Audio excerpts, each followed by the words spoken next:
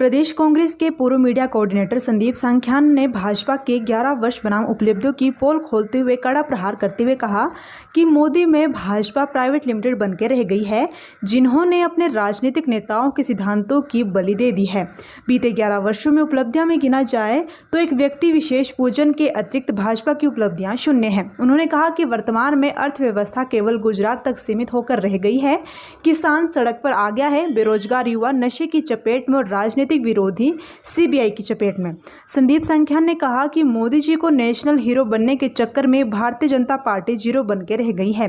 Party कार्यकर्ताओं से लेकर नेताओं तक, यहां तक कि उनके मूल संगठन आरएसएस तक आज अपने आप को ठगा हुआ महसूस कर रहे हैं।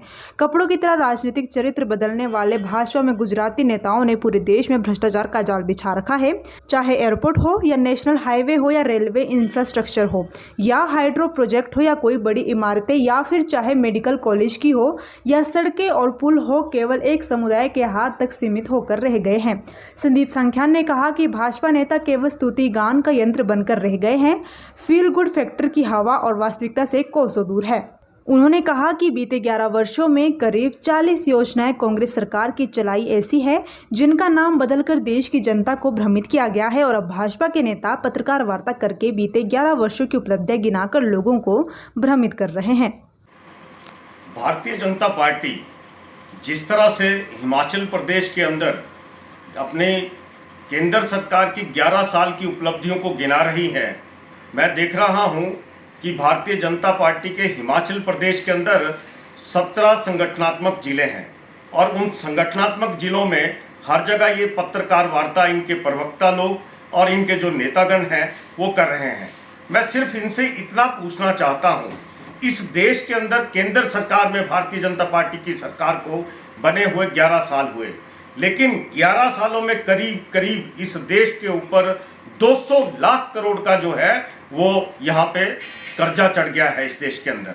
मैं ये भी इनसे पूछना चाहता हूँ, आज औसतन इस देश के अंदर जो बेरोजगारी की दर है वो 12 से 14% बढ़ी है और मैं इनसे ये भी बताना चाहता हूँ इनको कि आज महंगाई की जो दर है वो कहाँ पे है, इन्फ्लेशन रेट कहाँ है, आज जनसंख्या की गिनती नहीं हो पा रही है। मैं इनसे ये पूछना चाहता हूँ कि इनके प्रवक्ताओं से और भारतीय जनता पार्टी के वरिष्ठ नेताओं के कि 11 साल की आप उपलब्धियों की बात कर रहे हैं, आप ये बता दीजिए कि इस देश के कितने युवाओं को आपने नौकरी दी है, इस देश में कितनी बेरोजगारी की दर है और इस देश का इन्फ्लेशन रेट क्या है, इस देश के अंदर कितनी महंगाई बढ़ी है। आज आप जो बखान कर रहे हैं, एक एक व्यक्ति का जो आप गुणगान इस देश के अंदर कर रहे हैं, तो मैं उनसे पूछना चाहता हूं कि आप जनता को भ्रमित कर रहे हैं। आज इस देश के अंदर 40 ऐसी योजनाएं हैं जो डॉक्टर मनमोहन सिंह जी ने यूपीए की सरकार में चलाई थी। आज केवल 11 वर्षों में, बीते 11 वर्षों में इन्होंने सिर्फ उन योजनाओं के नाम बदले हैं। मैं इनसे ये पूछना चाहता हूं, आज जो देश के ऊपर जो कर्जा चढ़ा है उसकी देनदारी कौन देगा। आज देश के अंदर कश्मीर के मुद्दे के ऊपर जिस तरह से भारतीय जनता पार्टी और केंद्र की सरकार एक्सपोज हुई है, तो वो बातें हिंदुस्तान की जनता से, हिमाचल प्रदेश की जनता से छुपी नहीं है। ये जवाब जो है ये केवल आप पत्रकार वार्ताएं करके इस तरह से आप हिमाचल प्रदेश की जनता या हिंदुस्तान की जनता को बरगला नहीं सकते।